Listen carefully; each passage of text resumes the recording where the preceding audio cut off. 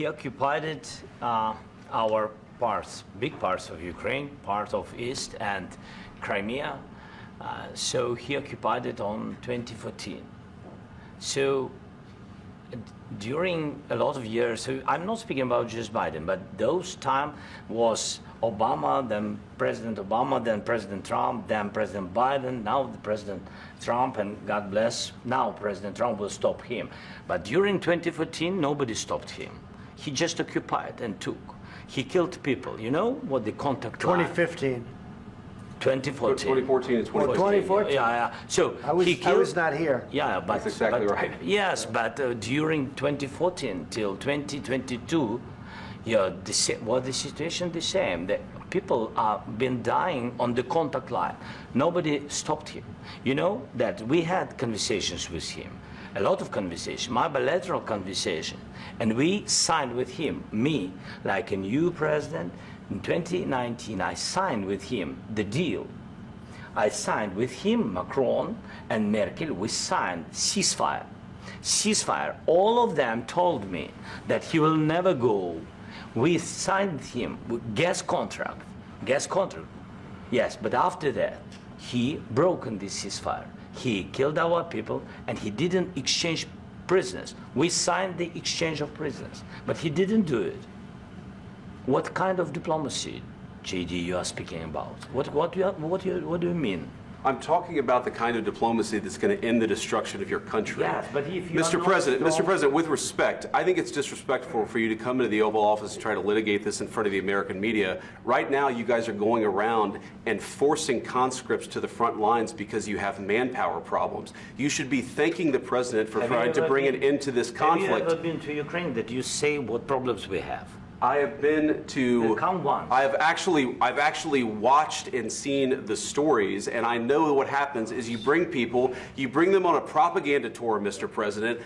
Do you disagree that you've had problems bringing people into your military? And do you think that it's respectful to come to the Oval Office of the United States of America and attack the administration that is trying to prevent the destruction of your country?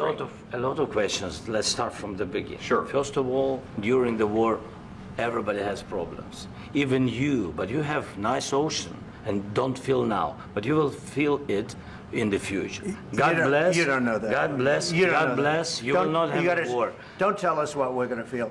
We're trying to solve a problem. Don't tell us what we're going to feel. I'm not telling you. Because you're in no position to dictate that. That's Remember exactly what this. You're in no position to dictate what we're going to feel. We're going to feel very good. You will feel influence. We're going to feel very good and very strong. You will feel influence. You're right now not in a very good position. You've allowed yourself to be in a very bad position, and he happens to be right about it. From the very beginning of the war. You're not in a good position. You don't have the cards right now. With us, you start having cards. But right now, you don't. You're playing cards. You're playing cards. You're gambling with the lives of millions of people. You're gambling with World War III. You're gambling with World War III. And what you're doing is very disrespectful to the country, this country, that's back to you, far more than a lot of people said they should have. Have you said thank you once? This entire meeting? No, in this entire meeting, have you said thank you? You went to Pennsylvania and campaigned for the opposition in October. Offer some words of appreciation for the United States of America and the president who's trying to save your country. Please, you think that if you will speak very loudly about the war, you can... He's not speaking loudly. He's not speaking loudly. Your country is in big trouble. Can I Wait a minute. No. You've done a lot of talking. Your country is in big trouble. I know. You're not winning. You're not winning this. You have a damn good chance of coming out okay because of us. Mr. President, we are staying in our country, staying strong from the very beginning of the war. We've been alone, and we are thankful. I said thanks you haven't in been this alone. cabinet, you and haven't not been only alone. in this cabinet. We gave you, through this stupid president, $350 billion.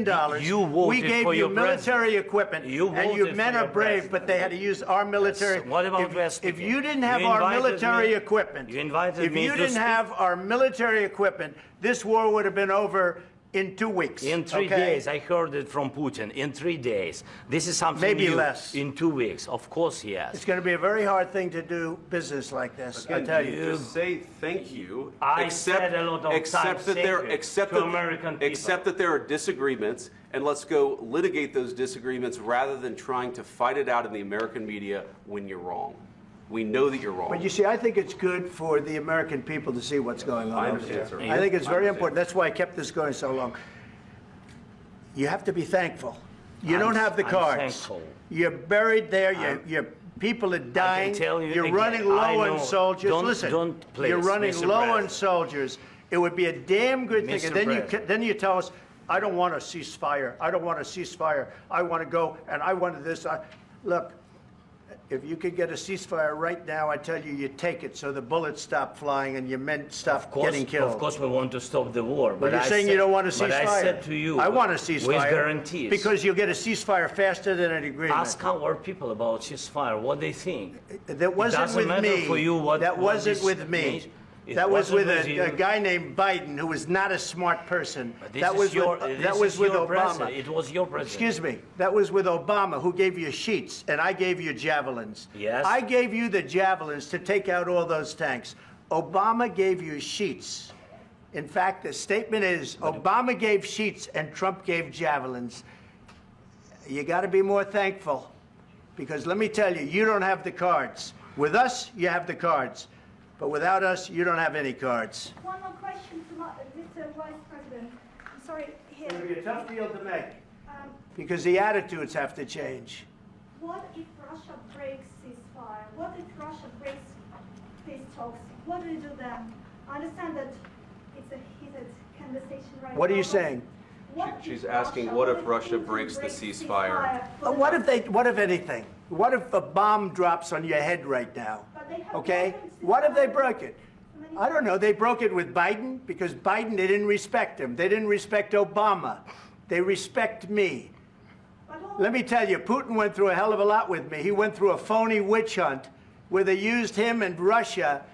Russia. You ever hear of that deal? That was a phony Hunter Biden, Joe Biden scam. Hillary Clinton, Shifty Adam Schiff. It was a Democrat scam. And he had to go through that. And he did go through it. We didn't end up in a war.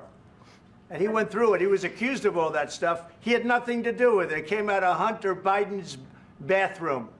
It came out of Hunter Biden's bedroom. It was disgusting. And then they said, oh, the laptop from hell was made by Russia, the 51 agents. The whole thing was a scam. And he had to put up with that. He was being accused of all that stuff. All I can say is this. He might have broken deals with Obama and Bush, and he might have broken them with Biden. He did, maybe. Maybe he didn't. I don't know what happened. But he didn't break them with me. He wants to make a deal. I don't know if you can make a deal. The problem is I've empowered you to be a tough guy.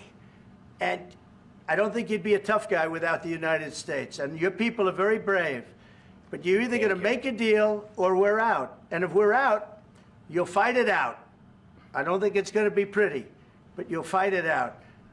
But you don't have the cards. But once we sign that deal, you're in a much better position. But you're not acting at all thankful.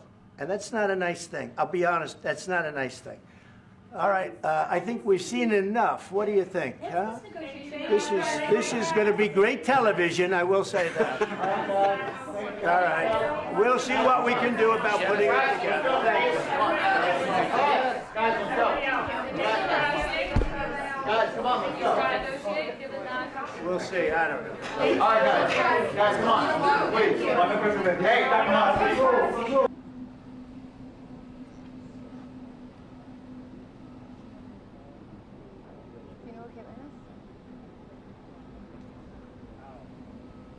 You want me to grab her?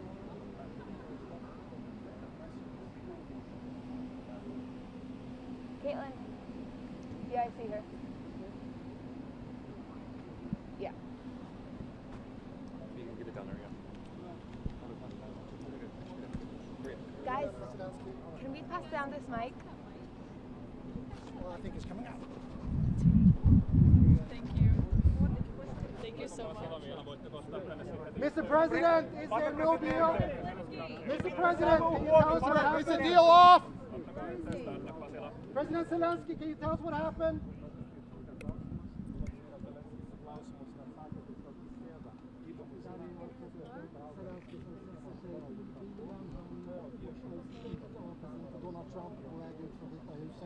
accept this new deal.